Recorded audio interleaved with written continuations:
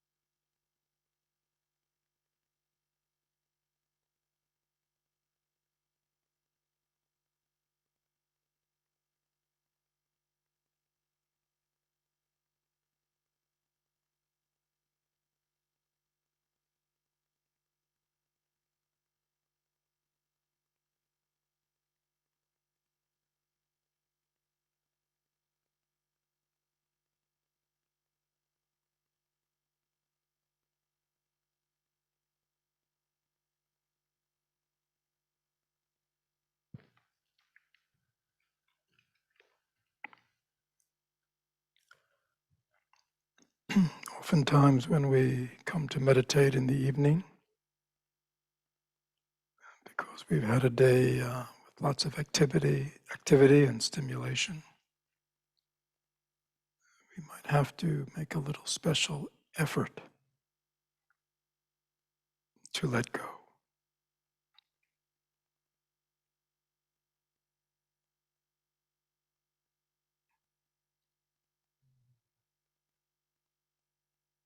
A little special effort that we're not carrying with us the dramas of the day,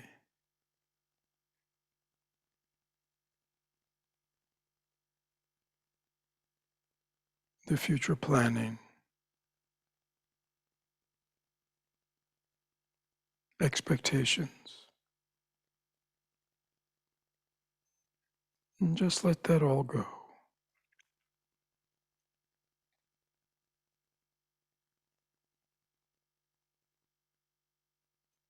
Simply relax the mind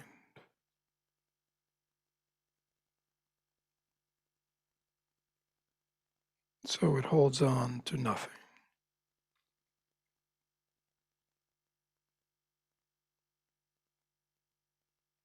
And then the sounds that arise, sensations in the body, thoughts, just let them come and go. Don't try to control in any way. Let go of control.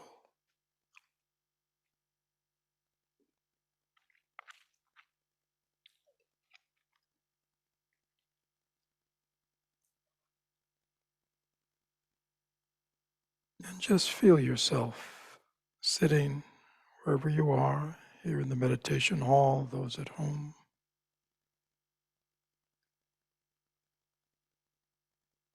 Acknowledge that wherever you are, this is your here. This is your present reality. And we just relax and let this moment be enough.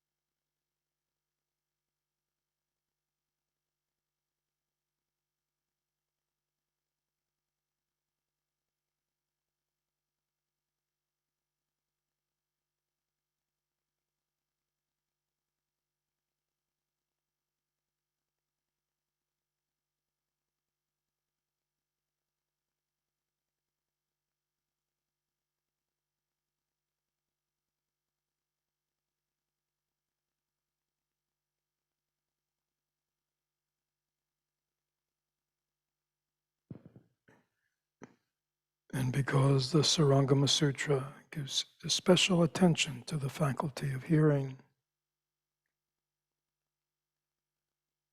let us just become aware of all the various sounds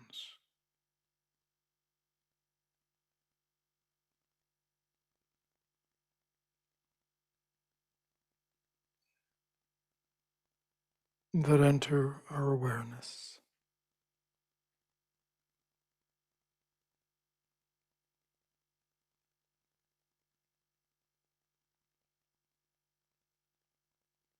Distinct sounds, subtle sounds, foreground, background.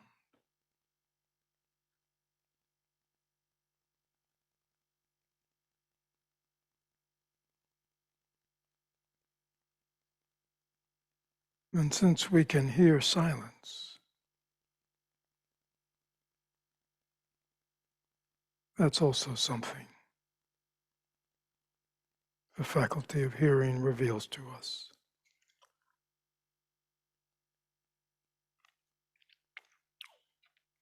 So let us just spend a few moments using our faculty of hearing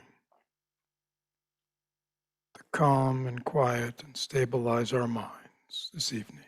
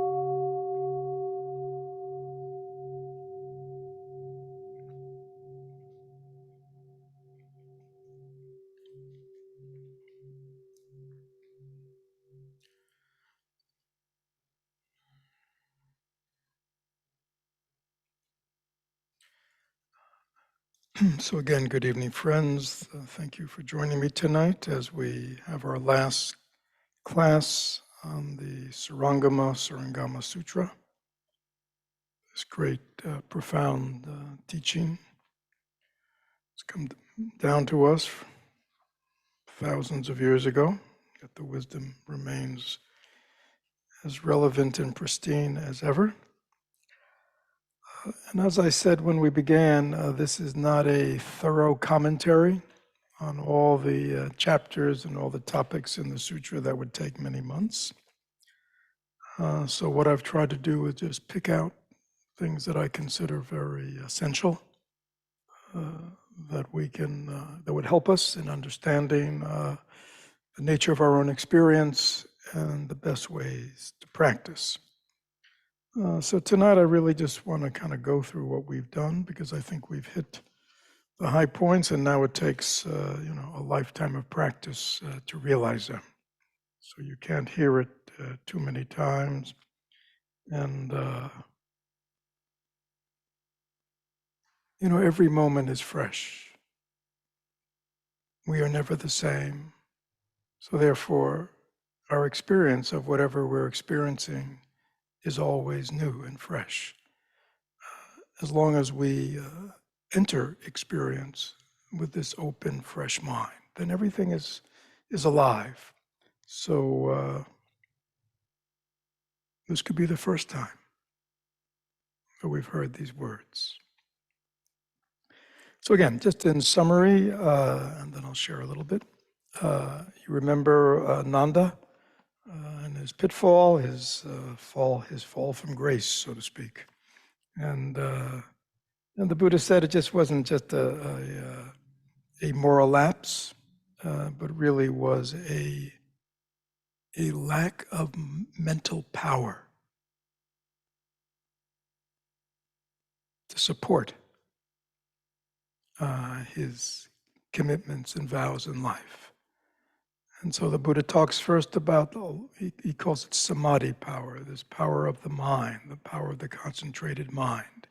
And there's a certain kind of energy that comes from that then we could bring to all the aspects of our life. So he said, on the one hand, Ananda, your samadhi power, your meditative energy isn't very strong, and your other problem is you have great erudition. You have a great intellectual understanding of my teachings, but you don't have realization. It's all up. In other words, it's all up in your head, and that is the other reason you have really fallen. And so the Buddha focuses in helping Ananda understand the nature of his mind.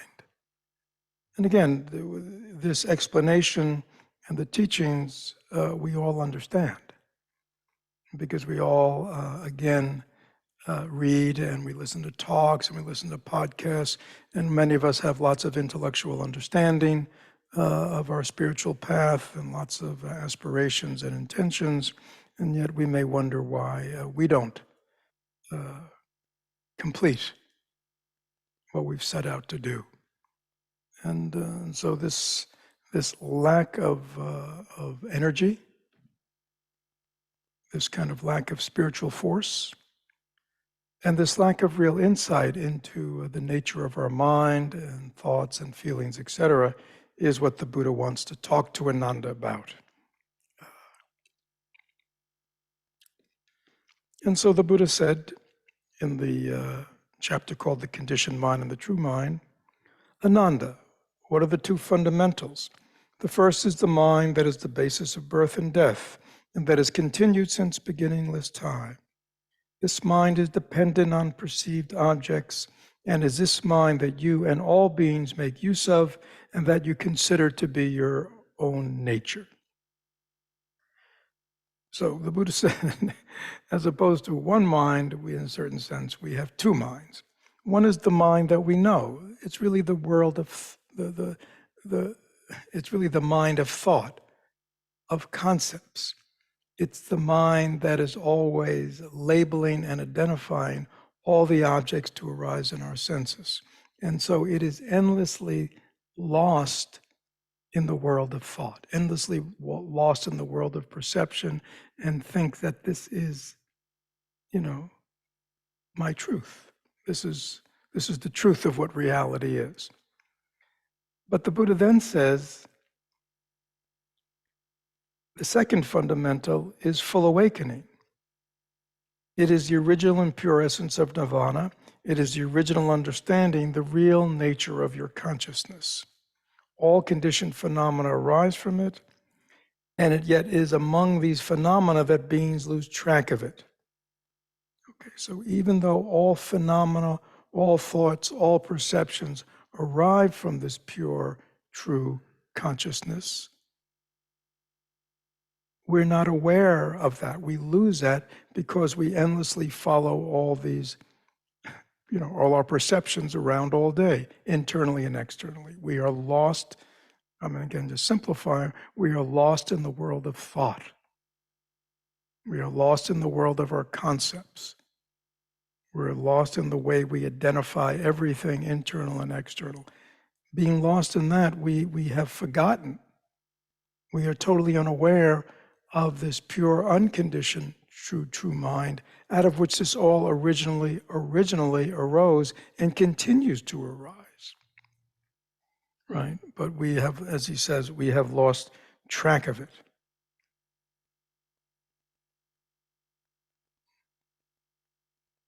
They have lost track of this fundamental understanding, though it is active in them all day long. So this is very important. Even though we've lost track of it, it's still right here. Nothing's changed, which is very hopeful because it means, I just have to notice what's already here.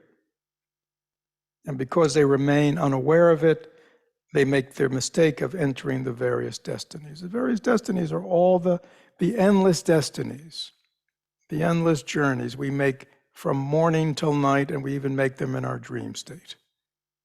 We are endlessly journeying around from one destiny to another, all day long. That's all we do in the reality of our physical active life, but even more so in the reality of mind. We're just endlessly going here and there and there and there and there and there and then back again and over again.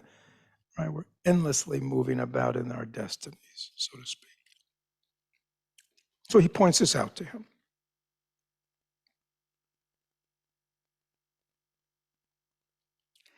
Now, a little later in this same chapter, the Buddha says, I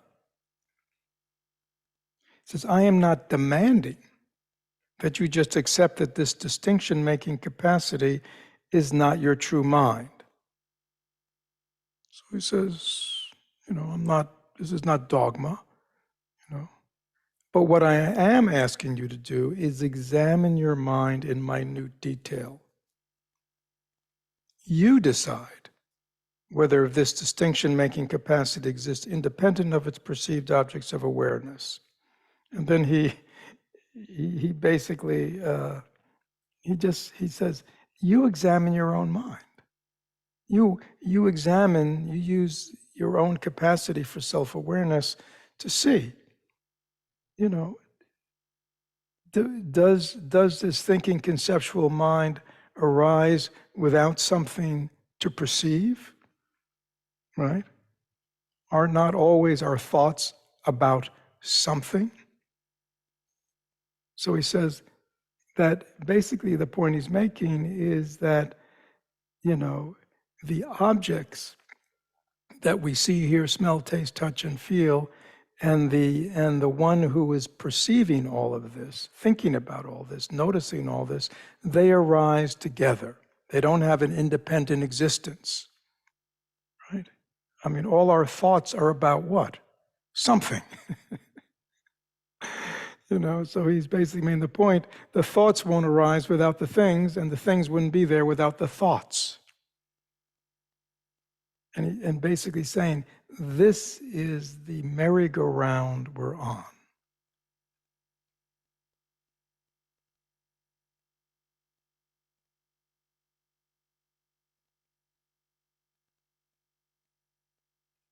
And he also says that because this whole, and we all know this, because this endless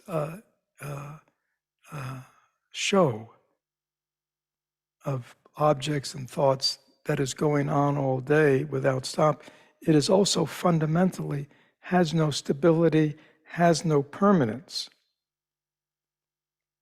Well, remember he said our true mind, our true awareness, our pure undefiled awareness is always here, is always here. In a certain sense, we could say that is permanent, but it's really more than, because it's not, because permanent is often posited as something that is opposed to impermanent. This is just something that is. It has no beginning or end.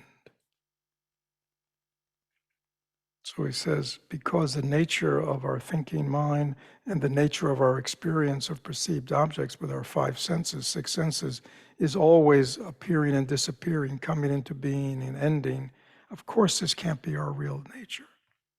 This is just the phenomena, the stuff that appears in our true nature. And yet, we think this is everything. So he is teaching Ananda. And then later on, remember, the Buddha uses visual awareness to explain to Ananda. You remember, and he gives him all these different examples. And he gives them all various kinds of teachings to demonstrate that seeing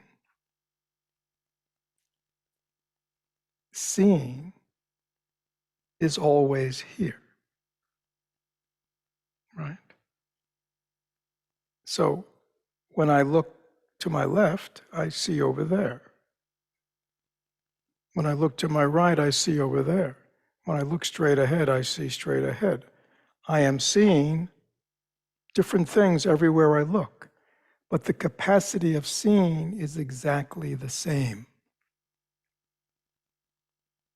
Is exactly the same.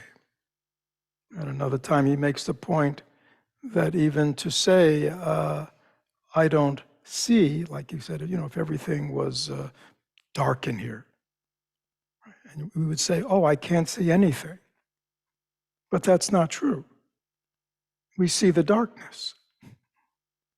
The seeing, capacity of seeing is always here. That awareness, seeing, is always present. But all the experiences we have, all the objects we see, that can change endlessly.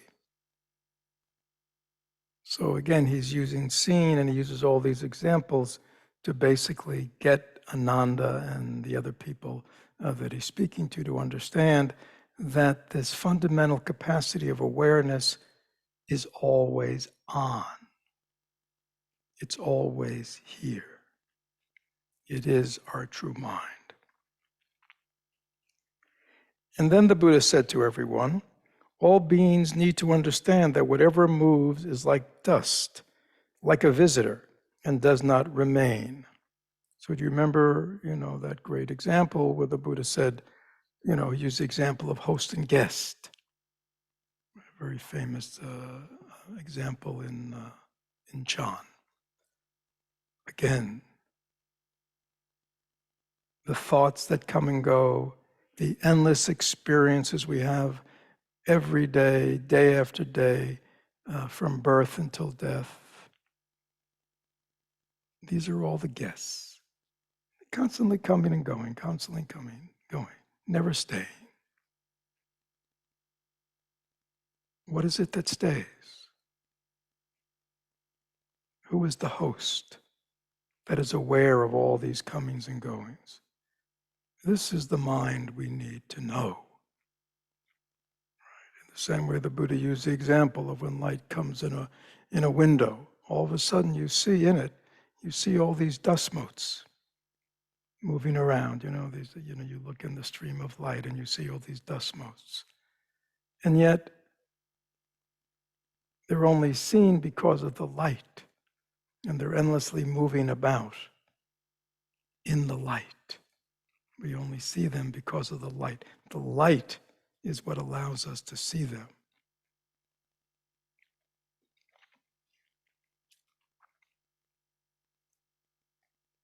And then he refers back to some earlier. He said, just now you saw that it was Ananda's head that moved, while his visual awareness did not move. It was my hand that opened and closed, right? Your awareness is not opening and closing, is it? You wouldn't say, oh, my awareness is opening, now my awareness is closing. You know the difference. And yet with so much other phenomena, especially the phenomena of our mind, we think that the endless movement of our mind is who we are.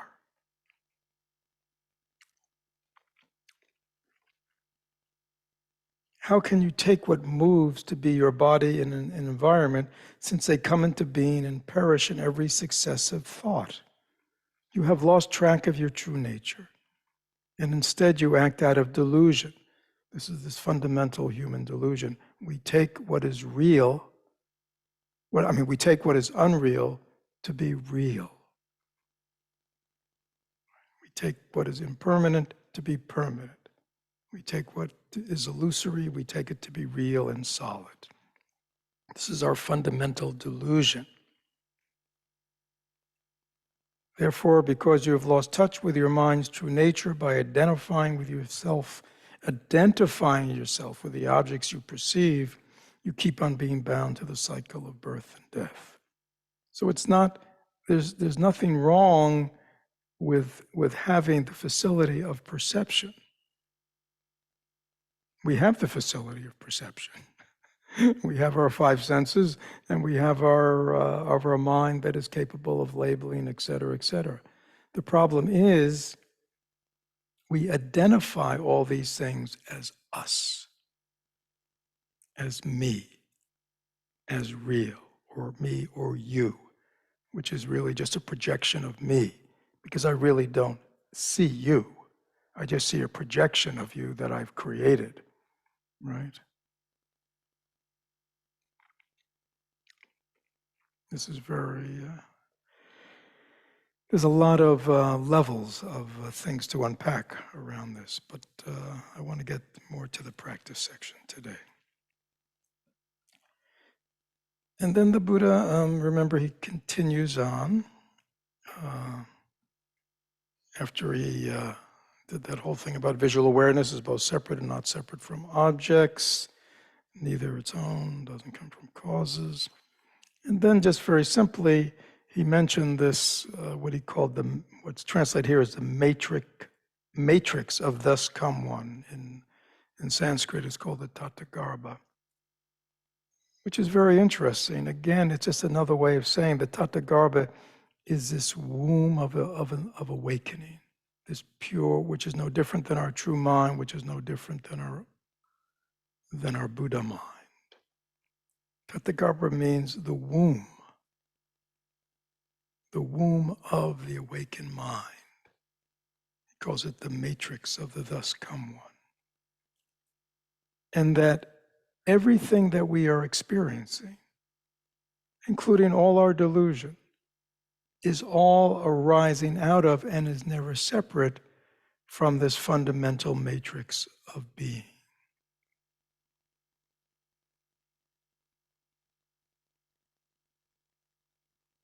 Which is really quite wonderful to know. It means no matter how lost we think we are, how lost in our own ego narrative we are, however neurotic we are, how many issues we have, that if they were dropped and let go of, and we returned home, it's right here. This, of course, is the true purpose of meditation, to experience and realize our true home. So this is very important because many of us think that I'm here, in my little lost narrative, neurotic, issue-prone self with all its stuff, and somehow I got to go through this incredibly transformative process to get over here, right? It's like this long journey that I have to undertake. And yet what's being revealed to us is it's right here. And soon we'll get into how he says to go about realizing it.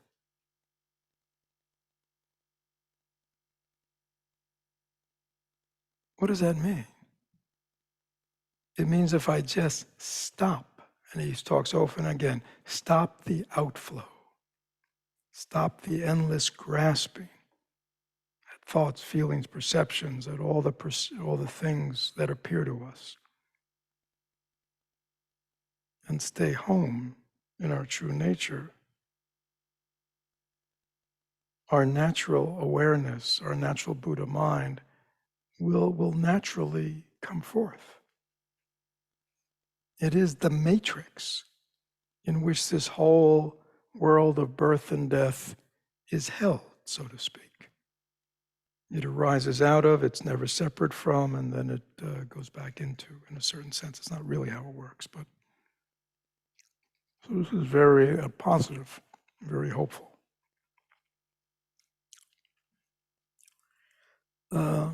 Anyhow, in that chapter called 5 Layers of Turbidity, remember he says it's because of this grasping that we do. Our minds are always turbid. You know, turbid means what? Cloudy. We don't see clearly, right? And he says further, your mind is habituated to recollecting the past, to being aware of the present, to anticipating the future. Sound familiar? Right. So this is thousands of years ago. They noticed the same thing. Our minds are habituated to endlessly going over the past, to endlessly going over the present, to endlessly anticipating, thinking about, planning, worrying about the future.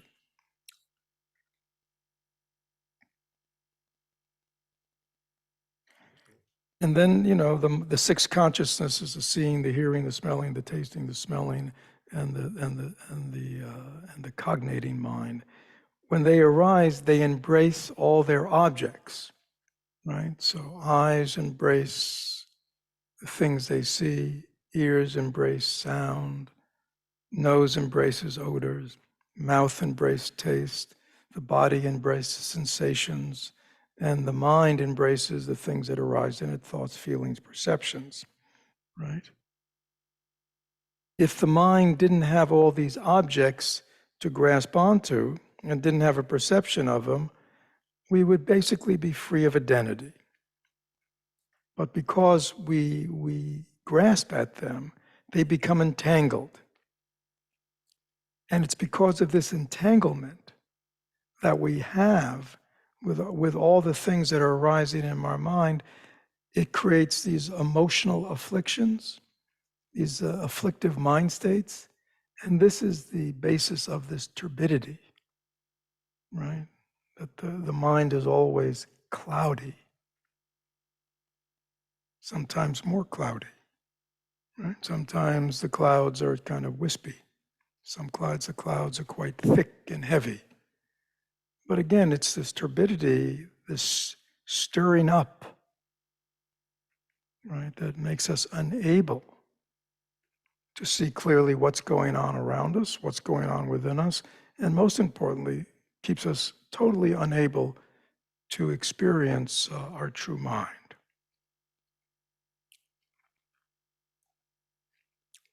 Ananda. Now you wish to transform your visual, oral, tactile, and mental awareness, together with the other kinds of awareness, into the permanence, bliss, true self, and purity of the Buddha. To accomplish this, you must pull out the root of death and rebirth and rely on that pure and perfect nature that neither comes into being nor ceases to be. Use the purity of your true nature to make disappear the distinction between your original state of enlightenment and the illusory state of what comes into being and ceases to be. So basically, he says, if you do this, then you will attain the awakening that will be the result of your practice. And again, you know, going back to what he said earlier about these 2 minds, And this is where he faulted Ananda. He said, Ananda, you're just practicing with your thinking, conceptual, identifying mind. That will never get you to where you want to go. You have to let go of that and begin to rely on your true mind. And of course, the practice that he's going to tell us is how to go about that.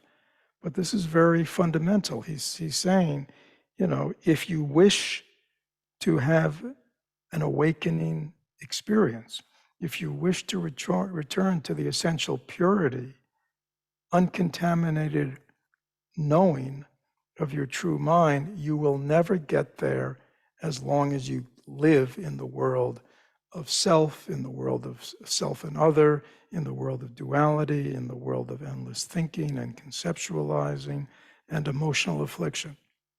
Okay, so we should all take heed of that.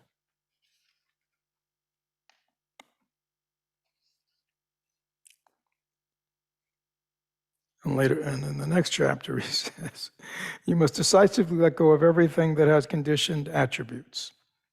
And then he says something interesting to Ananda. He says, please carefully examine the source of your affliction. This is something, I don't think we do this. We have enough trouble being aware and identifying the afflictions that are arising within us. But how many of us use this introspective capacity of our mind to actually look into it, to actually see what is causing these afflictive mind states, these afflictive behaviors, these afflictive patterns of speech. What is the cause of it? So this introspective examination of our own mind, he's saying this is very important to do. Ananda, if during your quest for full awakening you do not examine and contemplate the sources of your affliction, you will not be able to understand the illusory and distorted nature of the perceiving faculties and their objects. At what point did you become so disoriented?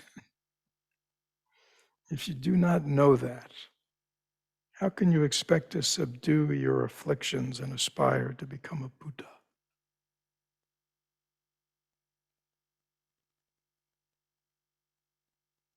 I mean, this sounds quite deep and profound, and in a certain way it is, but it's sort of like every morning we wake up, right? And there's always, right at the first moment of awakening, there is a moment where we have not, there's a moment usually of unknowing. We're just kind of coming into consciousness, right? There's a moment of unknowing. And then very quickly we do what? We construct. We construct ourself, who I am, what I got to do today, who I'm angry at, what my issues are. So we go through this construction. And then throughout the day, we wander about in all the various mind states. Do we ever ask ourselves, how did I get here? Right? I mean, like I started out this morning in bed. You know what I mean? We started out this morning in bed. I just woke up and, I was aware, went to the bathroom, threw some water on my face. How did this whole thing come about today? Right? The whole dramas of my day, the emotions of my day, the mind states of my day. Where'd they all come from? Right? It's an interesting thing to ask yourself. How did I get here? How did I get into this drama?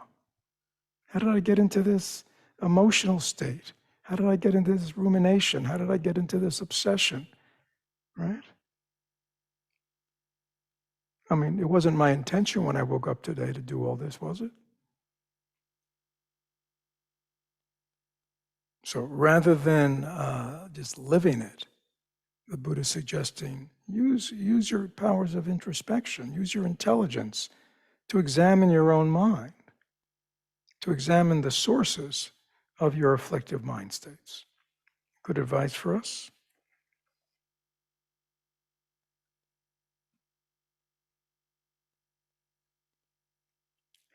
And then later on, this is the chapter now we're getting to choosing one faculty in order to liberate all six.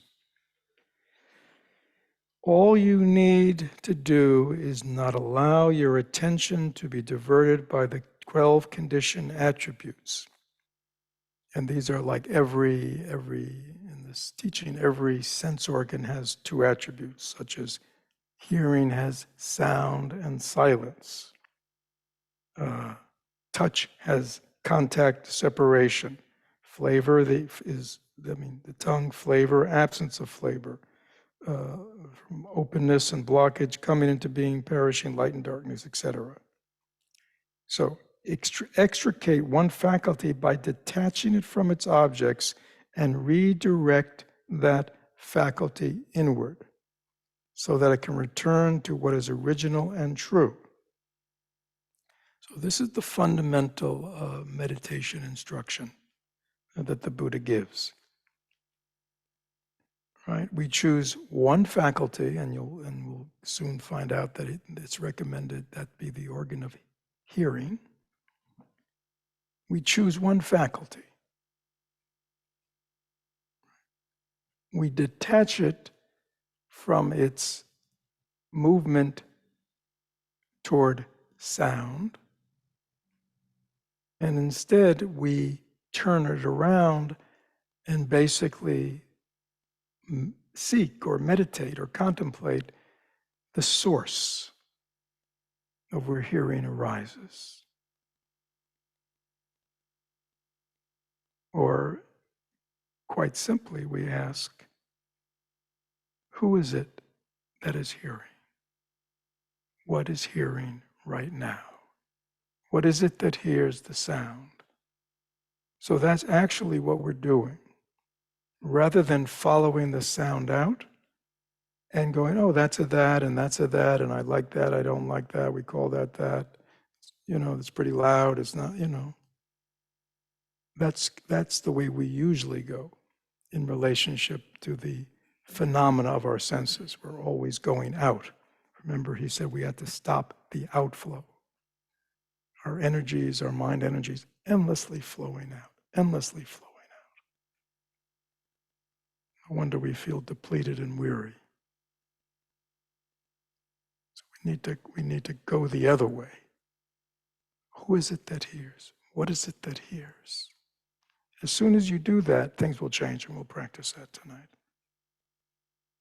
Then it will radiate the light of the original understanding. This brilliant light will shine forth and extricate the other 5 faculties until they are all completely free.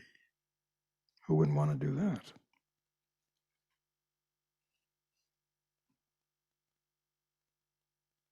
And again, this is just more of the same, but I think it's just important that we hear the words of the Buddha.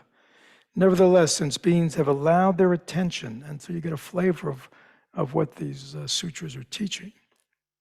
People, they go, whew, they look at something like this with its 454 pages, hardback, and go, whew, heavy duty. But when you get into that, you see they're all dealing with the mind and only have one purpose, so we can understand the mind, so we can free ourselves from our suffering, which is the whole purpose of Buddhism. And rather than a band-aid approach, rather than an approach that's always cutting the leaves of the tree, we want to get to the root of it. And these sutras take us to the root, the very root of why we are wandering lost in this world. Lost, really not understanding who and what we really are and what the truth of reality really is. I mean, he talks about, we have this radiant, pure light within us, this pure awareness. How many of us go, oh yeah, that's who I am? That's who I am. No, we identify with this puny little self with all its issues and problems and narratives, right? That's who I am. Well, make a choice. Which one would you rather be? Which one would you rather identify with? And what do you think the difference is when you identify one versus the other? What do you think the quality of life is like? What it feels like to be me? If I think I'm a little narrow me, just lost in all my thoughts and issues and past and present and future, or if I think I'm this radiant, pure, undefiled, beyond birth and death, pure awareness Buddha mind. The Buddha says, that's who you are. That's what he realized in his great enlightenment. In his great enlightenment, within a human body and a human mind, 2 eyes, 2 ears, a nose, a mouth, the whole thing. He realized his true mind and basically gave the message since then, come home. Everybody can come home. All your suffering will end. Nevertheless, since beings have allowed their attention to be drawn to sights and sounds and have allowed themselves to be carried along in their streams of thought, right? We're just endlessly carried along with our streams of thought. As it has been since time beginning, they have not awakened and do not yet understand the purity, the wondrousness, and the permanence of their own essential nature. Instead of attending to what is everlasting, they attend to what comes and goes, comes into being and perish. And as a result, they are mired in impurity and bound to the cycle of birth and death. But if they turn away from this that is endlessly coming into being and perishes and hold fast to what is true and everlasting, then the light of the everlasting will appear and all good things will happen.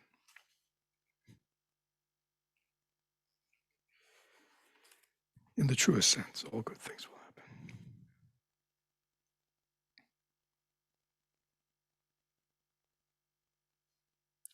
Anyhow, let us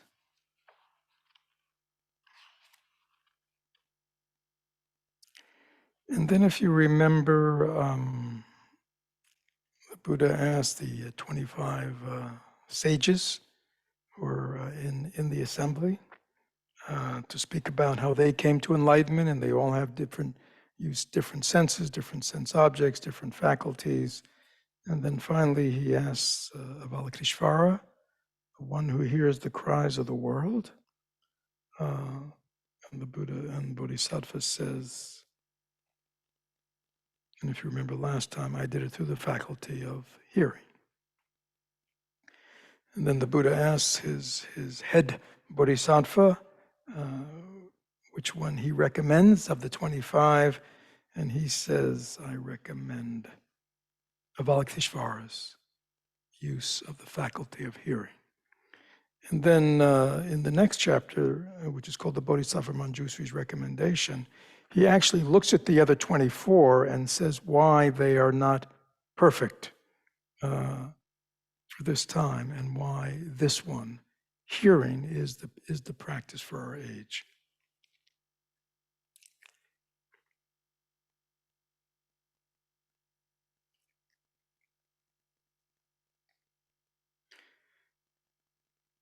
Confused about the nature of our hearing, this is Manjusri, beings, by permitting their attention to go out and pursuing sounds, have bound themselves to birth and death's unending cycle. Nanda's erudition just could not prevent his falling prey to an improper scheme. By heeding sounds, how could he not have fallen? But had his striving been against the current, would he not have avoided error? And remember, at one point the Buddha speaks about, we have to go against this natural outflowing current that endlessly keeps us absorbed in the things, in this passing fantasy, this passing illusion that we take as real and solid and permanent. the energy of that. He says we have to go against that current, and then we could avoid error. Ananda, though you may hear all the secret Dharma gateways that Buddha's numberless as motes of dust may teach, just learning them is useless if you do not first get rid of all your outflows, which are based upon desire, wanting, needing, must have. You've heard and practiced all these Buddha Dharmas. Why haven't you been hearing your own hearing? Good question. All of us can say the same thing. We've heard and heard and heard. Tonight we're hearing once again. We're hearing Dharma, hearing teaching. We hear Dharma talks, we hear podcasts, we read. But we don't know the nature of that which is hearing, that which is seeing, that which is thinking.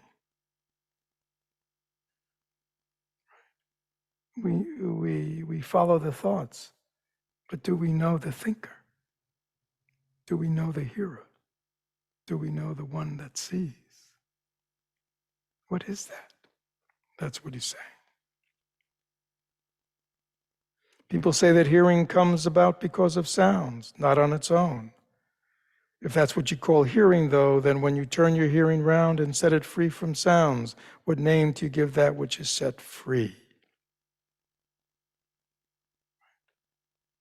Our hearing is always on.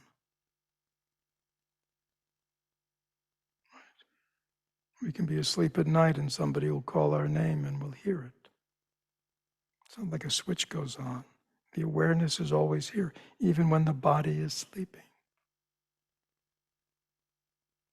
The awareness, the aliveness of who and what a human being is always here. It doesn't come about because of the objects. And yet we get lost in the objects. We get lost in the sights, in the beautiful sights or the ugly sights, or the beautiful sounds or the ugly sounds, rather than knowing that which is aware of all of it. For what we hear is mere illusion, like the objects of our vision, like what is seen by one whose eyes are covered by film, or like flowers in an empty sky. Turn inward, faculties are cured, objects vanish, awareness is completely pure. So what is he talking about? He's talking about a process of meditation. Is that clear? It is in meditation and in deep meditation, which is available to all of us, that we learn that we have this ability to turn inward and touch the source. And whether that is just a glimpse, just a touching, or whether that's a profound and deep experience, those are all differences in degree, but the basic experience is the same. So this is what we want to accomplish through this practice. And then, once you know and have a taste of your true mind, then you make that the basis for your life. Now, what does that mean? It means as you go through the world, and we're all lay people, we all live in the world, which means all day long we're seeing, hearing, smelling, tasting, and thinking, we learn not to grasp, not to hold on. Right? We learn just to let things be. We let things arise and pass away in their natural way. We let things be natural. So if we don't go forward, if we don't grab at, if we don't push away, then there's no outflow. You don't leave home. It's when we go out and we grab and we engage and we get roiled about, so to speak. Things get turbid. Consider this analogy from ordinary life. A puppet master can present illusions. Men and women made to move by pulling on a string. But if the puppeteer chooses not to pull upon the string, the scene returns to stillness. And all this drama of the puppet show is shown just to be an illusion. Just so are six faculties. Originally a pure and single understanding, they divide. And once they divide, they make contact with their objects. But if one of them is redirected inwards, all six will cease to function separately. Their defiling objects will vanish instantly. Our understanding is perfected in a wondrous purity. Great assembly, Ananda, halt the puppet show of your distorted hearing. Merely turn your hearing round to listen to your genuine true nature. That is the destination of the path that is supreme.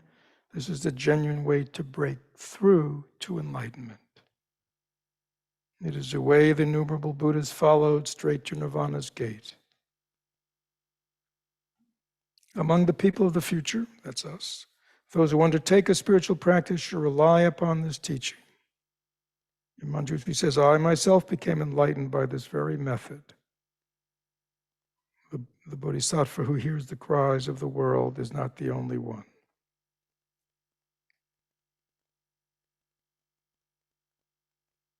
So he recommends this one.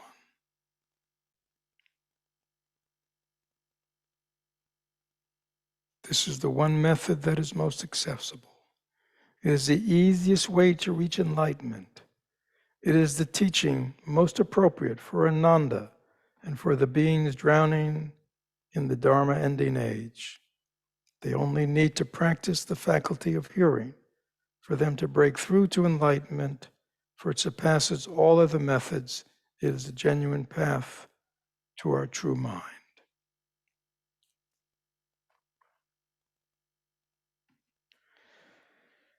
Yeah, so there it is again. Very simple.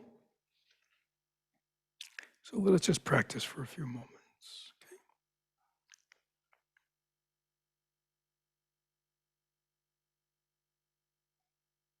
So let us use the bell.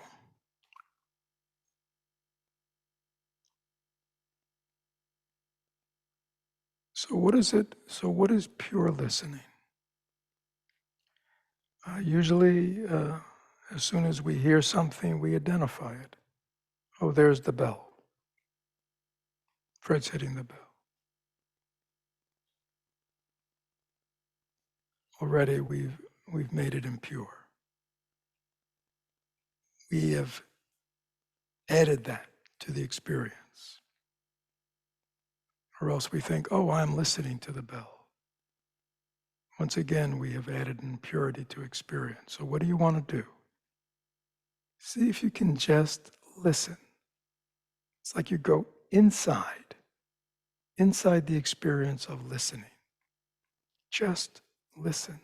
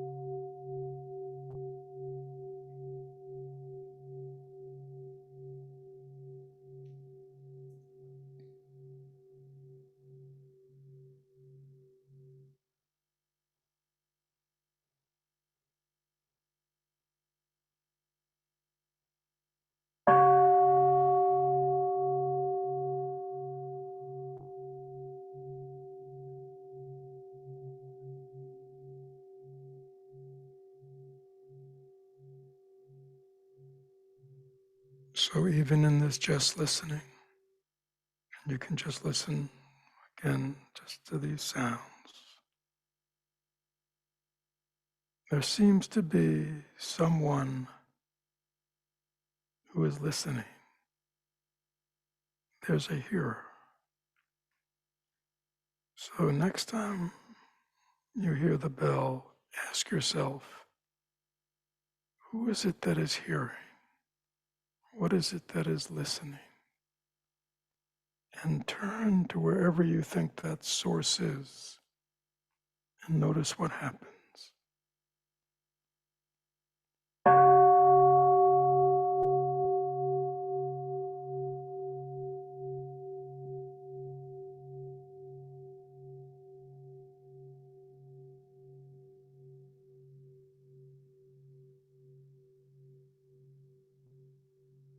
You ask the question, not intellectually, but like you really want to look into that. You're looking right into the mind, the source of that which hears, the who or the what that hears. And immediately after you ask the question, what happens?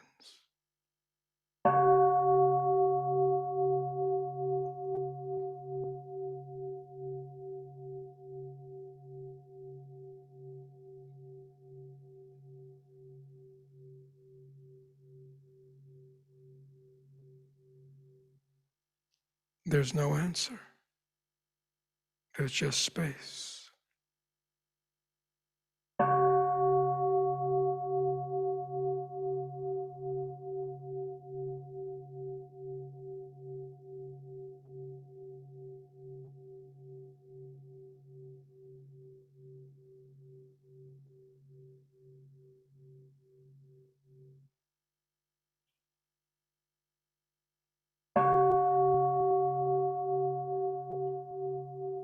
Who or what is it that is hearing this? You ask yourself, and you just look in to the source.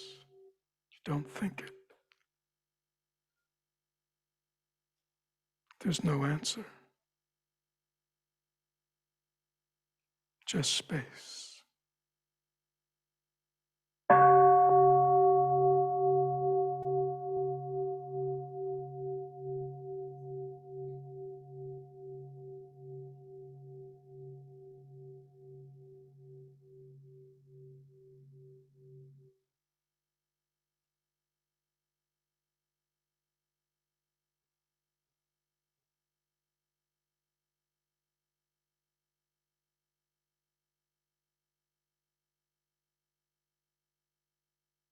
Who or what is it that hears the silence?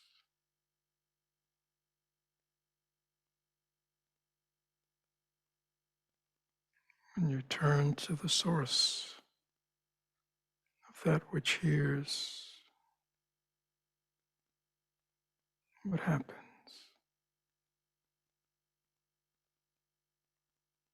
Again, this is not thinking. This is simply looking within.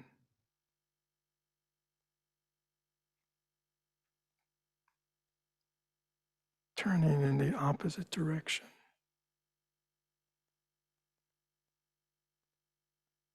Not going out to the sound, but going into that which hears.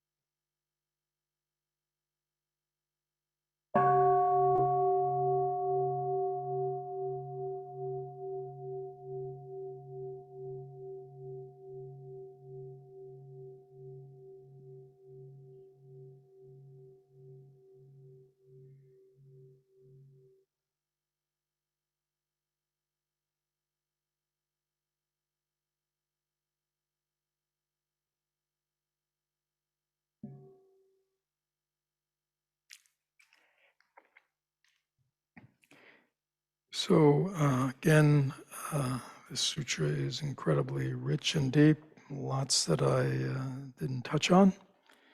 If anybody has been encouraged, sort of Mahayana Sutra is less sort of demystified, but again, this is deep stuff.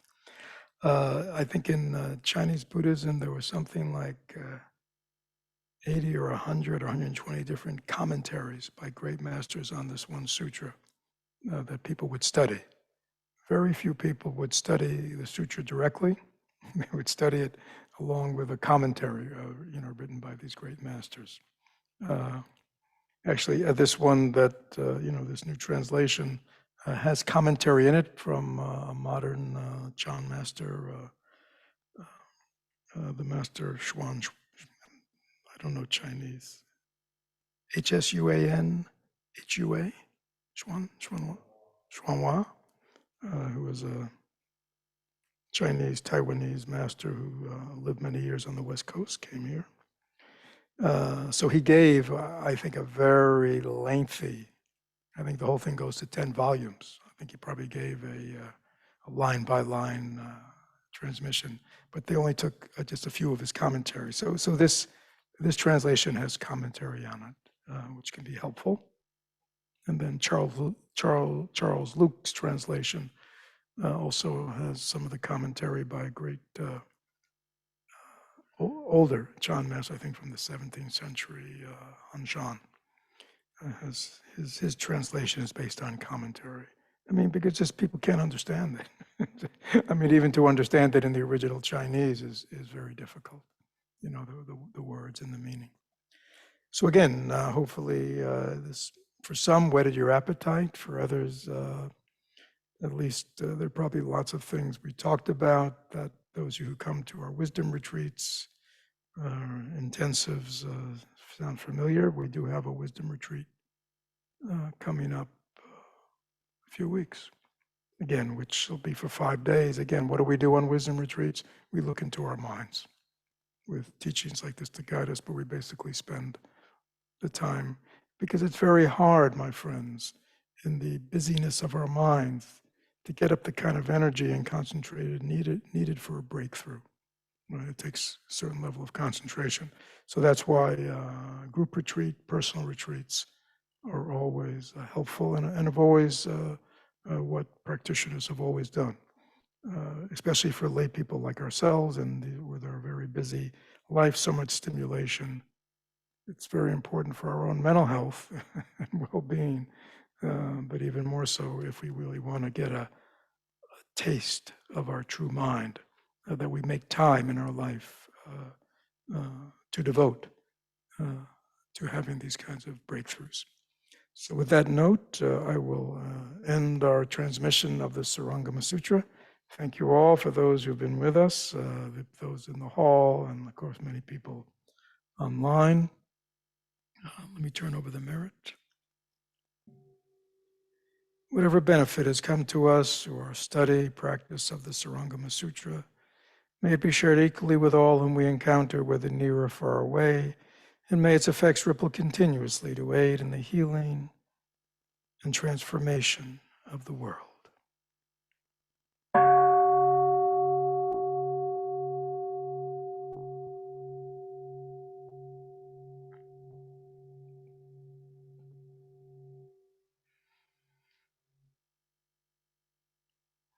Thank you, everyone. Thank you, everyone in the hall. Thank you, everyone online.